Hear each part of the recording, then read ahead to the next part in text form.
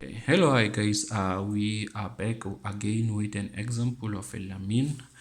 Remember that our activities, we are getting all our activities in this test book.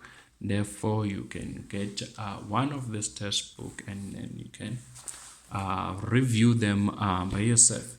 So today we're looking at this lamine, and then on this lamine we have to calculate the unknown force F, and also calculate the known. Okay, there's the force at B.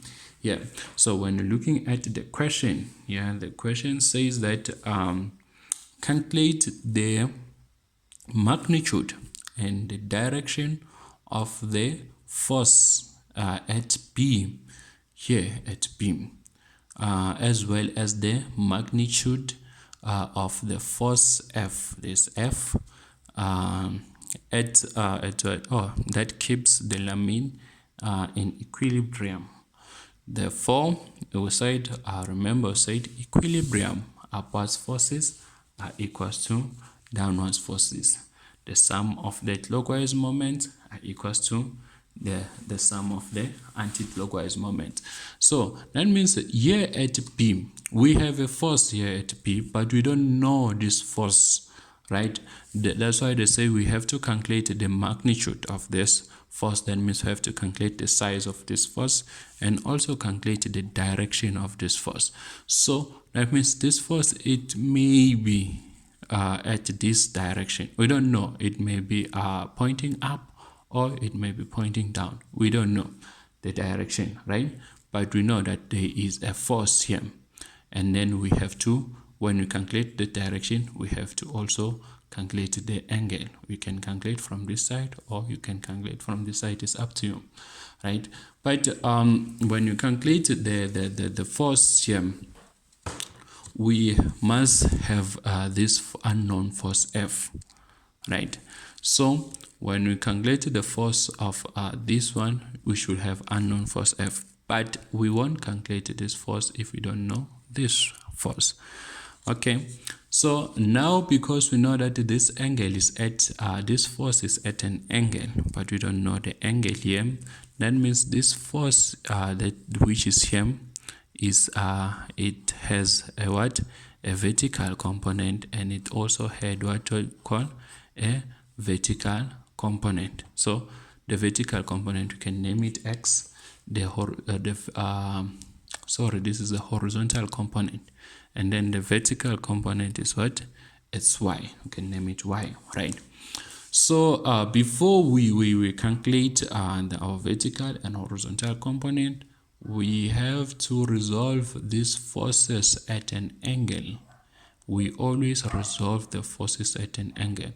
So this one will make it more difficult, because it's what is now an is no longer a right angle triangle, this one. So to make it a right angle, we need this angle inside. So the angle inside, this is a straight line, therefore you're just going to say 180 minus 150, then you got 80. So that means the angle here is what? Is 80 degrees. So if the angle is 80 degrees, we're going to have a vertical component, a horizontal component of F cos 30 going at this direction. We're going to have a vertical component of F sine 30 going at downwards. Yeah, it's a vertical component. And then on this one, this is what you call, this is this is opposite to the angle. Therefore our angle here is, our force is going to be 5 sine 45, and then we're going to have another one going to this direction. It's going to be 5 cos 45, right? And then the last one here, this one is going to, it will be going at this direction. Number one is going to be 10 sine 60, and then the other one going this direction of 10 cos what you call cos 10, yeah, sorry, it's 60. Sorry, it's 10. Sorry, it's 10 cos 60. Yeah, I don't have a rub. Okay, so now that our forces are at a straight line each, and then we can now solve for, then now what we said that at equilibrium the upwards forces, right, the upwards forces are equals to the downwards forces at equilibrium. So we are going to add all the forces that are going up and all the forces that are going down. They have to be equal. So forces that are going up, this is going up, this y is also going up, and then which one else? Okay, we have these two. And then the forces that are going down, this force going down, this F sign is going down, and then also this one is also going down. So that means upwards forces, we have y plus this is the y here. So remember, you said we are looking for this unknown force F, right? This force, this unknown force at B, we don't know the direction. So if we're going to take y as positive, right, and then when we resolve the answer and we get the answer of y as negative, that means the direction is an opposite direction of what we already given. Remember, we don't know the angle here, sorry, the direction here. So we just took this y as positive, and then when it's positive, we are saying it's going up. So if we're going to get a negative answer, that means it's going to be an opposite direction. That means the real real direction of y, it will be a downwards direction, right? Okay, and then we also have 10 cos 60, and then it will be equals to this one. We can start with f sine 30, and then plus this one is going to be what you call 4 plus the last one is this one. So this it's 5 5 sine 5 sine 45. I hope everything is clear or everything is visible. Let me put it on the center. Yeah.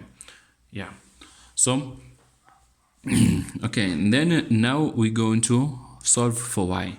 That means now when you solve for y, y will be equals to 2.5. We just take this one to the other side, and then we add this and subtract this one, and then we get this f here. So that means y is going to be 2.536 plus 0.5f, right?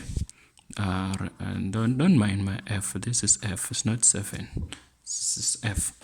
And then now we also we can't solve because we have two unknown. Okay, let's go to the what you call the horizontal component.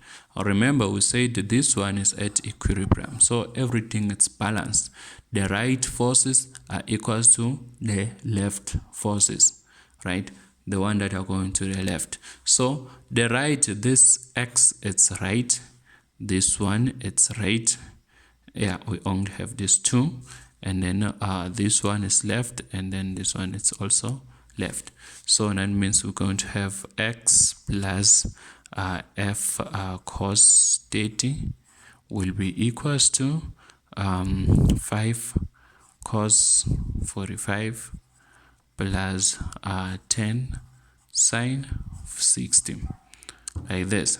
And then you're going to have sorry, here I think I left something. Oh, it's this one. I'll be looking at this. Okay, it's fine. So here it's what you call this is our f10.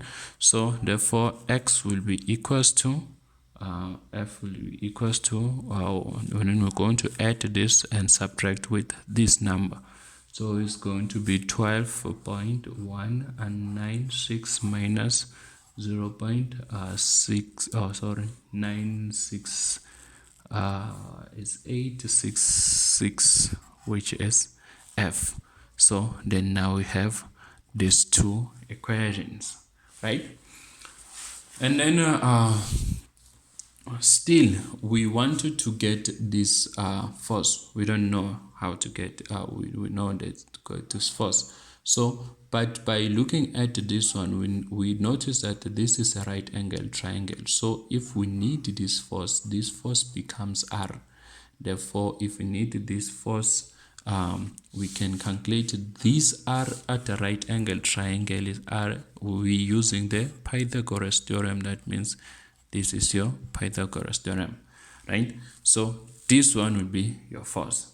And then to get the direction of this force again, we're going to use this right angle triangle, right? So that means we're going to get this angle here. So the angle at this side, that means it's going to be the inverse of tan over y and x. We know that tan theta is equal to y over x. So this is how you're going to get your force and then your angle. So now let's calculate this unknown force, because we know that if we have to get this y and x, we must have this f. So if this f, if we get this f, we can be able to get y and x. Then when we get y and x, we can be able to get this angle, that this force that we are looking for, and also the direction of it. So to get the force, the force, the unknown force F, that means we can take moment. So we can say the moment at B. Now, if we can take moment at B, that means this is our turning point. So if we can take moment at any point, but because we don't know the force here, it will give us another problem. So therefore we can take this force, this moment at B. And there's another option if we did have the angle or the direction of this force. That means we can take the moment at C. Then excluding F, you will be able to get this one, but you don't have the angle though. So what you're going to do now is take moment at B. So if we're taking moment at B, that means we are excluding this one, or this force will become 0, right? So at B, you have to take the clockwise forces and sorry about that. The clockwise forces and the anti-clockwise forces. So if we are here at B, clockwise forces, okay, let's start with clockwise forces. Yes, clockwise forces is this one that's going up. This is a clockwise force. And then which one else? This one is a clockwise force going this direction. This 5 sine 5 cos and is pushing this direction. And then yeah, this one and this one are clockwise direction, right? And then anti-clockwise direction, also wait, this 10 is clockwise direction because it's pushing from this point to this side. It's clockwise direction. And then anti-clockwise direction is going to be this 4. This 4 is going anti-clockwise with this F here. It's going anti-clockwise. This F here is straight line with the turning point. Therefore, it becomes 0. It doesn't have a D. It's not perpendicular to what you call to the turning point, this F. So if it's straight line, that means it doesn't have a perpendicular distance. Therefore, becomes 0. And then our clockwise forces. So right here, sum of what of clockwise moment equals to the sum of the anti-clockwise moment. So anti-clockwise moment. Yeah. So now I don't have enough space. Let me use this paper. Okay. So yeah, okay. That means at B, our clockwise forces, our clockwise is going to be 10. This 10 is going clockwise at B. From B, it's rotating clockwise. 10 cos 60 times its distance to the turning point is 0.2 plus 0.6. That means it's 0.8. So 0.8 plus again is going to be this 10, this one 10 sine 60 multiplied by its direction to the turning point. That means now you can just write a line from this point to this one. It's still the same as this point to this point. So if this is 0.8, the whole distance here, and from this point to this side is 0.5, that means the distance here to this point is 0.3. So we're going to multiply by 0.3. That's the perpendicular distance to the turning point. And then the other one is this 5 cos 45 multiplied by the distance to the turning point, so it's 0.8. That's our our clockwise moment at this point. Then anti-clockwise moment, this one would be equals to anti-clockwise moment. It will be the sum of the anti-clockwise moment. It will be this 4. So 4 multiplied by the distance here is going to be 0.6 plus also we have this 5 sine 45 multiplied by the distance here is 0.8. Okay, and then the last one is going to be this f cos 30 multiplied by its distance is 0.8, and then you can, this is equals to this one, or which is anti-clockwise equals to clockwise moment. And then you punch your calculator, in this case, therefore you will get from this side, you will get 5.2284, and then on this side you will get exactly, I'm not sure about my number here, but I already calculated the answer. So it will be this f and this one.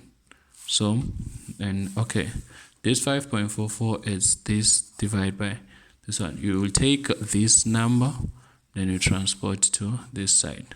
So remember, it said clockwise moment equals to anti-clockwise moment, right? So our moment here, this we're left with this f. This f will be 9.42 then f 427. Sorry, this is 7. This is f. Yeah. And then the other one will be 5.228, right? And then divide both sides by this number, and then your f will be equals to 6.059 Newton.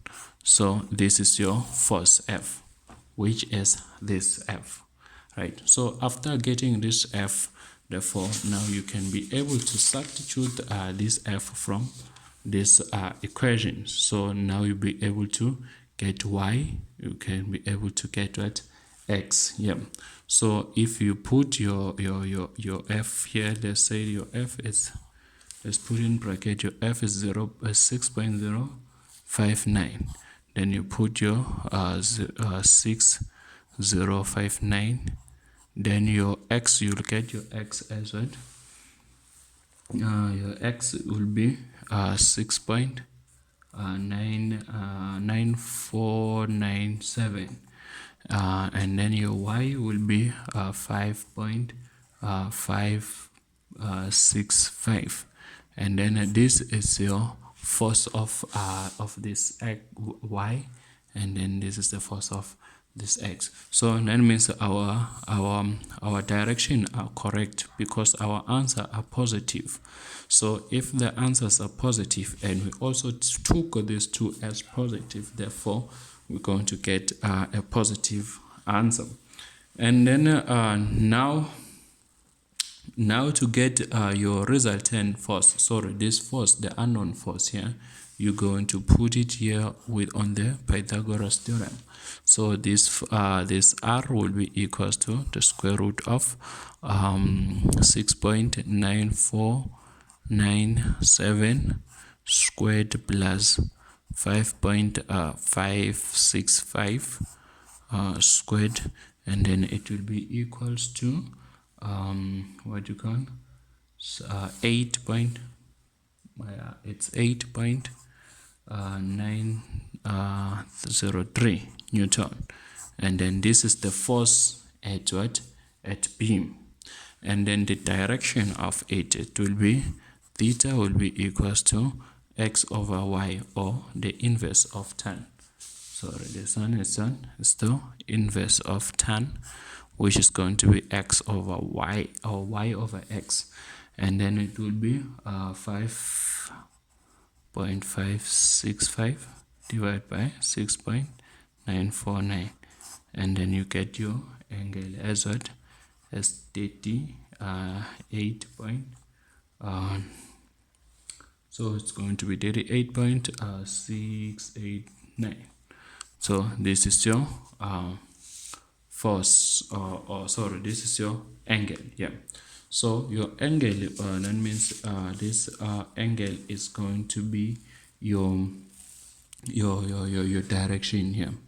It's going to be a direction, so it's going to be north of 689 of east. That's the direction. So I hope you do understand these examples of lamine. If you don't understand, you are free to ask another questions, then I will be able to calculate them for you and do the video here on YouTube.